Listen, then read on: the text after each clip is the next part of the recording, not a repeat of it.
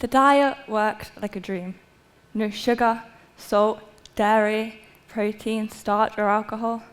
By the end of week 1, she was half a stone shy of 10 and shrinking. Skipping breakfast, lunch, dinner, a fortnight in, she was 8 stone. By the end of the month, she was skin and bone. The opening stanza of Carol Ann Duffy's poem, The Diet, powerfully depicts the rate at which the removal of nutrition can impact the body. Up to 13% of teenagers develop an eating disorder by the age of 20, with 3.3% of young people developing anorexia, a statistic I never thought I would find myself to be part of. I can't quite remember when food went from being something enjoyable to simply a number I had to add to my notes, or when my entire mood started to depend on how much I'd had to eat that day. This was not something that concerned me. How could it be when it was just a diet constantly plastered all over social media? I later discovered this was far from the truth. Contrary to popular belief, anorexia is not just about food. An eating disorder is responsible for more loss of life than any other mental health condition, something often forgotten, as it's simplified down to someone caring a bit too much about their weight.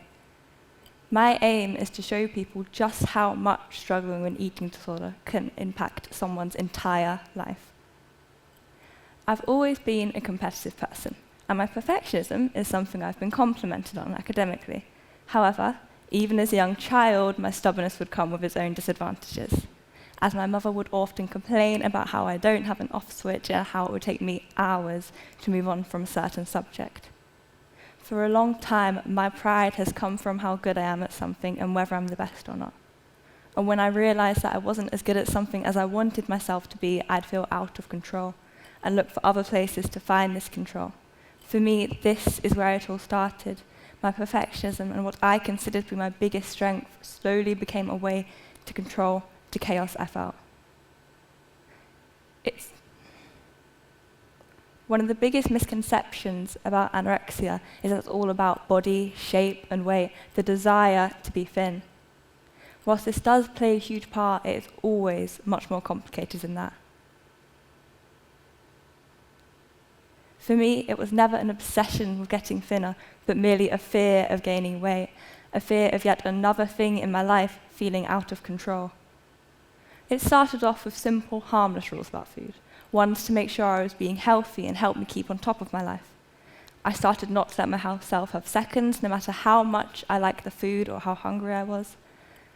I started to write down certain foods I wasn't allowed to have, and not before long, I started to skip meals. The first time, I simply didn't go to lunch as I had some homework to finish off. And I soon realized it didn't really bother me not going to lunch. It gave me more time to do any homework I had to do, whilst giving me even more rules to live by. 2 meals a day maximum became my new rule.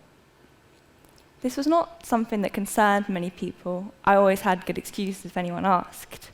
I had work to finish off, I already had something at break time, I'm going to have a big dinner, the list goes on. The biggest problem was that I myself saw it as something healthy. I was just good at taking care of myself, and I was proud of my discipline. And soon enough, I no longer had time for breakfast, and dinner became the only meal of my day. Living with an eating disorder can blur all signs of logic and reality for a person. My mind became filled with counting, worrying, and comparing. Things that would normally concern a person, headaches, dizziness, loss of concentration, became an achievement to me, a way I knew what I was doing was working. The nature of school for me only made things worse.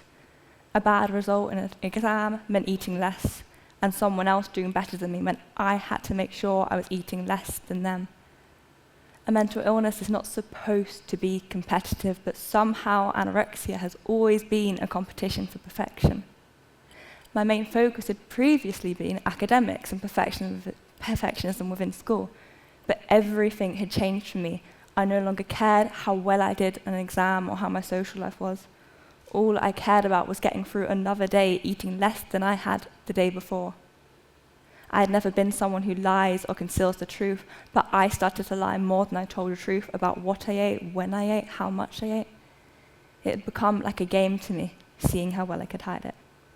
However, As it turned out, I wasn't quite as good at hiding it as I thought I was. One simple slip of the tongue, and soon my entire family found out about my struggles with food, which led to weekly therapy sessions and endless blood tests.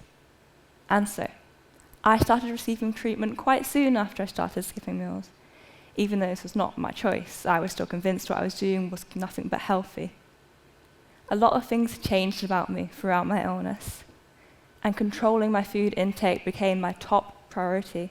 But the one thing that's persisted is how I care about the people I love and don't want to see them worried. This convinced me to get the treatment I was still sure I didn't need. However, the biggest realization I've had looking back is that no amount of treatment can change a person who's just not interested in getting better. Eating had become like a chore to me. Food was always on my mind, but I had no interest in actually eating it, and no amount of treatment could change that. Often this is the hardest thing for anyone struggling with an eating disorder, accepting that there actually is something wrong. The first time I realized my relationship with food may not be the healthiest is when I overheard a friend of mine talking about a new healthy diet she wanted to try. This sparked my attention immediately, as of course I had to make sure I was eating less than her. However, to my surprise, she explained that she wanted to reduce her intake to 1,500 calories a day. And to me, this sounded insane. To me, anything that wasn't under 1,000 was way too many. This is the first time it came to my attention that the way I ate may not be the average diet. Yet still, it did not cause concern. Instead, it gave me a sense of accomplishment. When someone told me I looked healthy, I felt I was doing something wrong. And when someone told me I was getting thinner, I thought it's working. There is no way to compliment someone with an eating disorder without the possibility of making things worse. This was one of the biggest struggles within my daily life. Knowing any wrong word or phrase could throw me off for the entire day. Even now, when I go on the diet, it will never be the same as when someone else goes on a diet.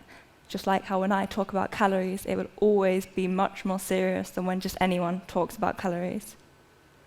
I'd love to say that I'm fully recovered, and that our relationship with food is only a healthy one, but that would be a lie.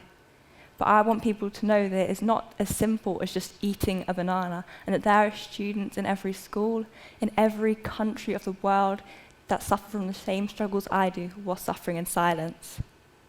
To those of you who may suffer from these struggles themselves, I want you to know that you're not alone, and that accepting help is never a weakness, even if it wasn't your own choice. And to those of you who may not suffer from these struggles themselves, but may know people who do, I hope I have helped raise awareness for the misconceptions often found of eating disorders, and just how much these misconceptions can harm those struggling. Thank you.